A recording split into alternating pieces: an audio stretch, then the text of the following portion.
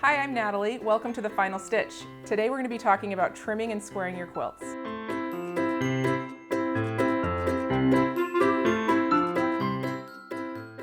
So I have Liz here with me, and she's got questions from you that I am excited to answer. So Liz? Hi. So our first question is actually from Renee in Idaho. She says, I think my quilt maybe shrank a little bit. It was square when I sent it, but it's not quite straight now. It just came back from the long armor. How do I get it ready for binding? How do I trim it and make sure it's square? All right, so that is a great question. Typically when you get your quilt back from the quilter, it can have, a small percentage of shrinkage, probably somewhere from like 1 to 3, maybe 5% at most. And that depends on how it's stretched on the machine and how dense the stitch pattern is. If you have a lot of stitches and they're really close together, it may cause the quilt to shrink just a little bit, which is totally typical and no big deal. Totally normal. Yeah, totally normal. It's just a part of the process. And it'll continue to shrink as you wash it, and just kind of like it gets crinkly and comfy and squishy. It's really not a big deal, and totally easy to fix as you go through and square your quilt, which I will show you if you want. Yes, do. Because I think the thing is when we get that back and it has shrunk a little bit, it might look like it's not square anymore. So how do we trim that? And sometimes even with borders as they're going along, I know I've had a border and I've had to like pull it out to keep it straight as it goes and gets rolled on the machine. Sure. So I've got an example here for you. And this is one that we had done here at our quilting department. So you can see when we get it back, it comes back with backing and batting still attached, and you will typically just have to trim off along the edge. Oh, this one also has a fun pieced back for those of you who caught the pieced backing section. Look how pretty that is. I love it. Okay, so I'm going to find a corner. You just want to pick any corner to start with. And this is kind of a big quilt, so I'm going to spread it out. Now, typically when I am trimming or squaring a quilt, I would want to use a table that was a little bit taller. This one isn't going to be perfect for me because it's clear down. This is my sewing table. Mm-hmm. And if I was, ideally, I would have a table that was more like waist height, and I would want my arm and elbow to be able to cut at an angle that was more comfortable and more ergonomically correct, just so that I didn't have shoulder pain or back pain. Good tips. So the other thing that I would do before we get started is I would turn my cutting mat. Now my mat is attached by double stick tape on the corners, which is also a great tip so it doesn't slide around. So I'm just going to pick that up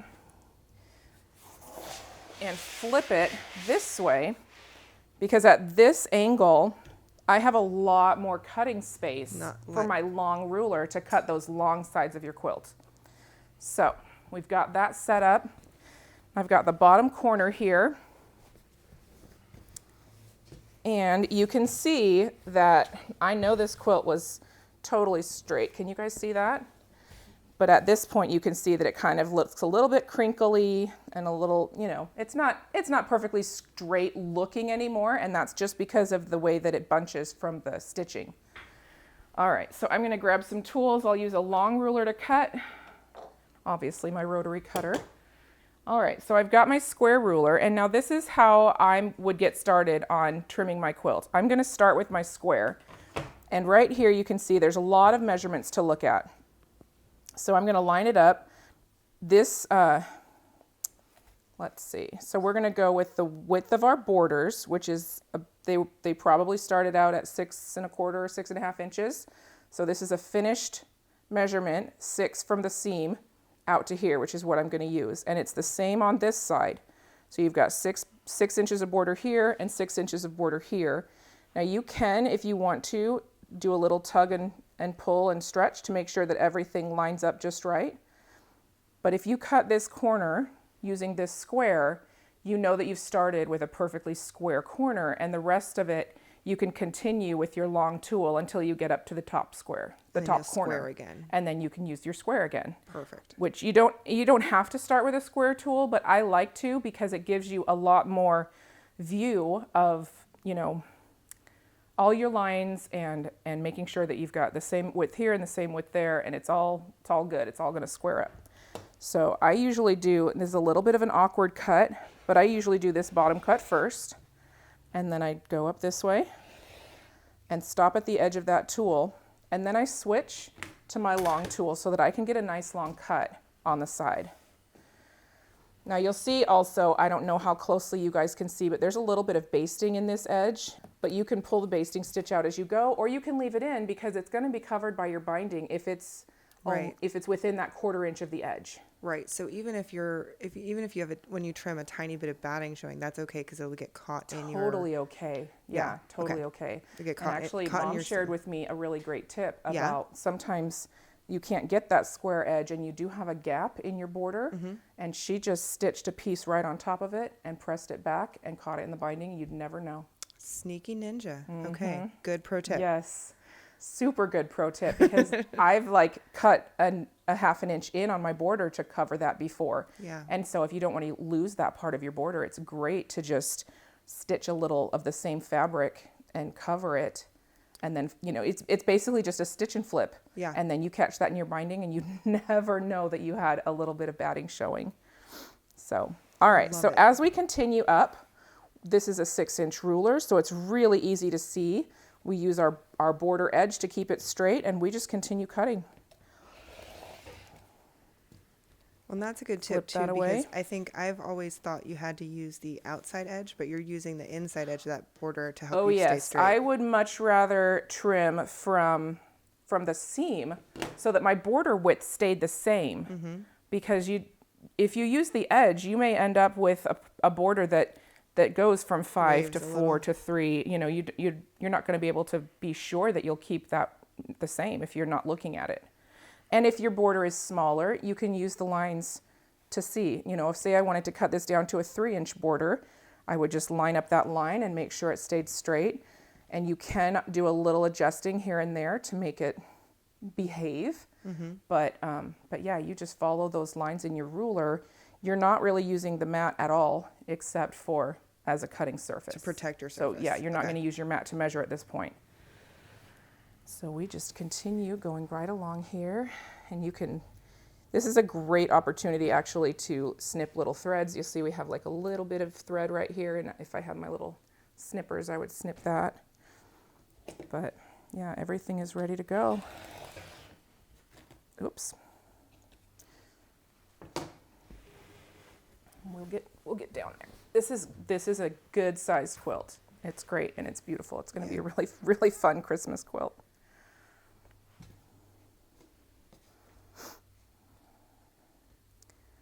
Just take your time and make your adjustments. And I think this is actually also a Missouri Star quilt pattern. So I It think we have is. the I think pattern it's available in the maybe the description. scrappy 4-patch star. That sounds right.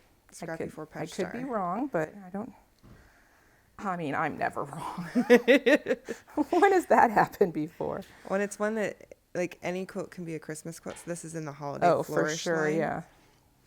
And all of a sudden it's Christmas stars. Yep, super cute. Okay, so I'm up to the corner now, so I'm just going to grab my square just to double check and make sure that we're all still square. So I'll go out to that edge and keeping this square, and you can see we've got a little bit of pull here. So I'm gonna,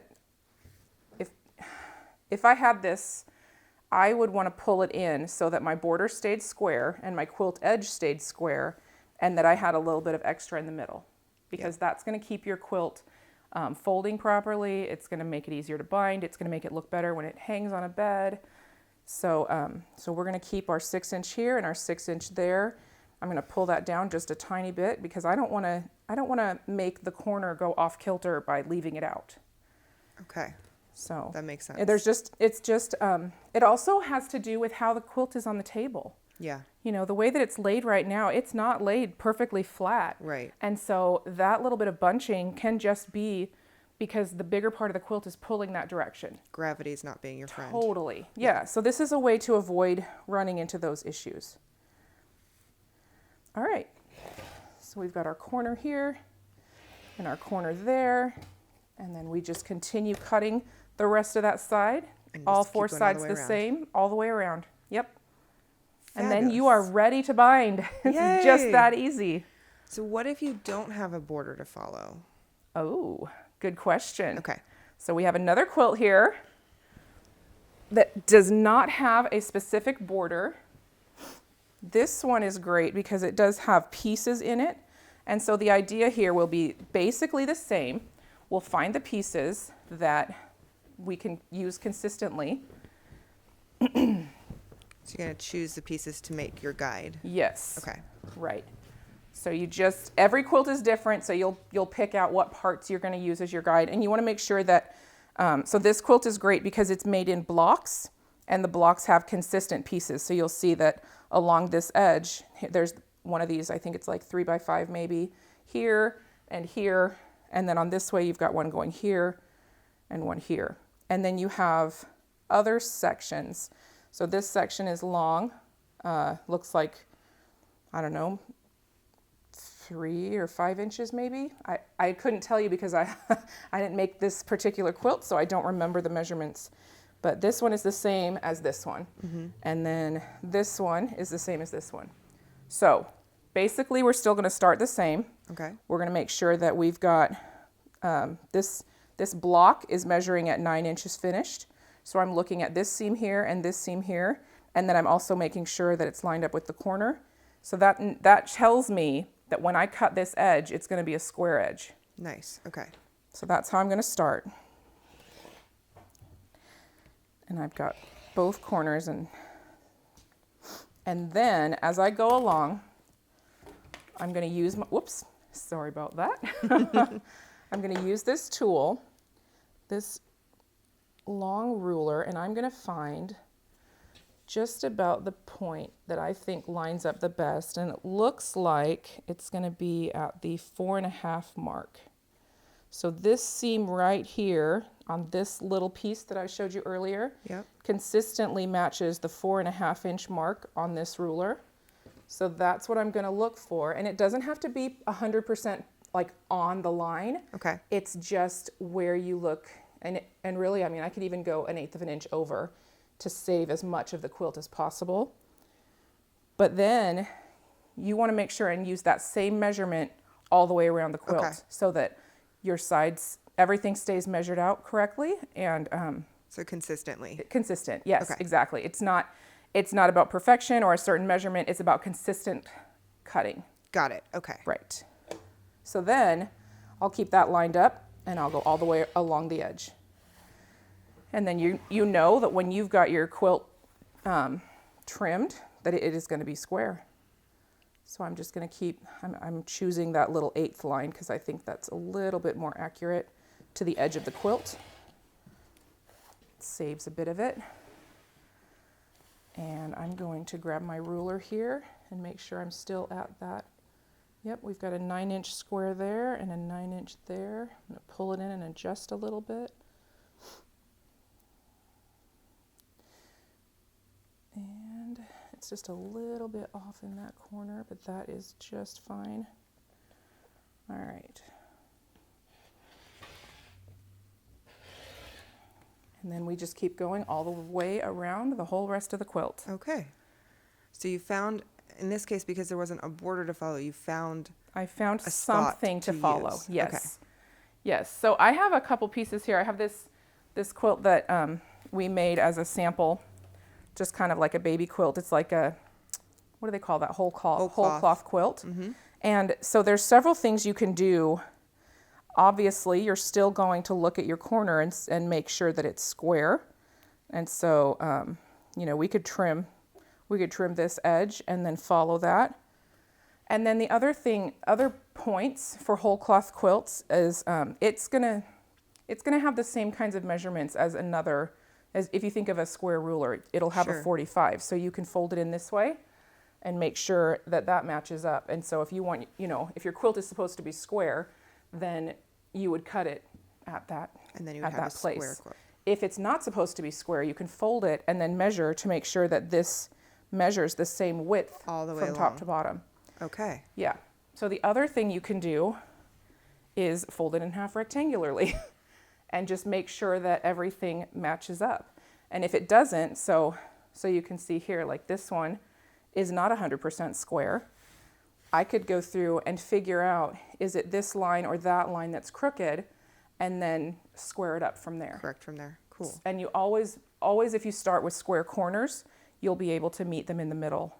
Okay. And end up with a square quilt. So guys, if you'd like to see us do more with whole cloth quilts, let us know in the comments. Yeah, it's a tricky one. It's tricky because whole cloth doesn't have anything to follow. Right. So nothing to make your guide, so you got to right. do a little extra. Yep. Okay. So we have another question. If you guys give us a second to clear up, then we have another question I can do that. about curves. All right. So the other question that we have to talk about today is from Mary in Iowa. She says, I'd like to add a little something to the borders of my quilts. I'm thinking about curving the corners. How can I do that evenly on all 4 corners? Okay. So if you've already trimmed your quilt and you know that all your corners are already square, then it's super easy to add a curve. And I would just use a tool you have around the house.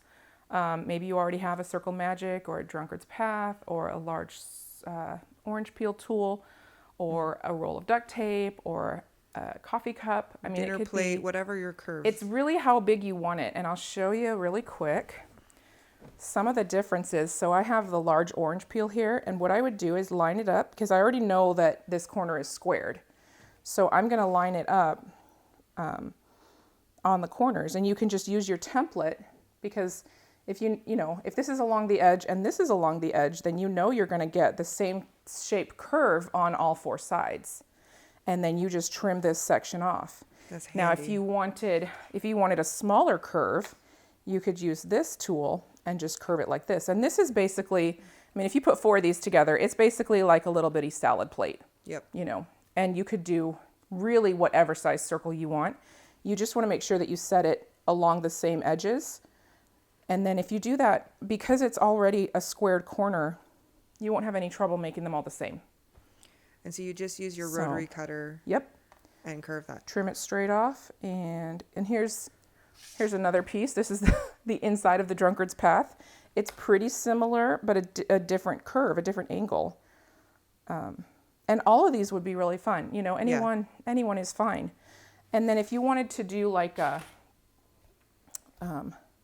straight, like, what would that be? Just like to turn it into almost a hexie or octagon. Yeah. Then you just use this, and you measure out your edge.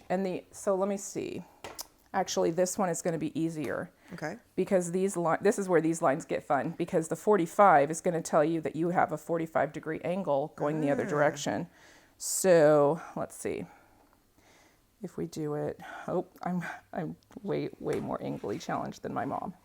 Nope, not quite. Okay, so if you line that up on the 45, then you know that this is going to be a squared 45-degree angled cut. And so it will be even on all 4 sides because you're using that line. Yeah, and same with here's the 60. It's going to be not the same because it's a 60 degree. So you'll have like a narrower edge here and then a wider edge here.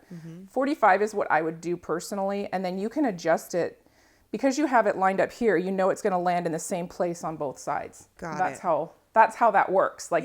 It gives you that guideline, and then Now, if you're doing this and you want to make sure that this size is the same, this is where your mat comes into play.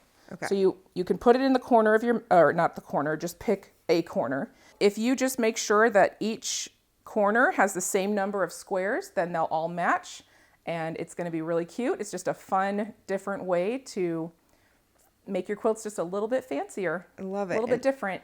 So Mary from Iowa, we hope that answers your question. And if you have more questions, guys, ask them in the comments below. We love seeing your questions and comments. And thank you for joining us. And share your projects on share your MSPC Show and Tell, because we Absolutely. love to see all the things that you've made. So this has been Trimming and Squaring Your Quilts, and I hope that we've inspired you to try something new and get creative, and also a few helpful tips maybe. And I look forward to joining you the next time on The Final Stitch.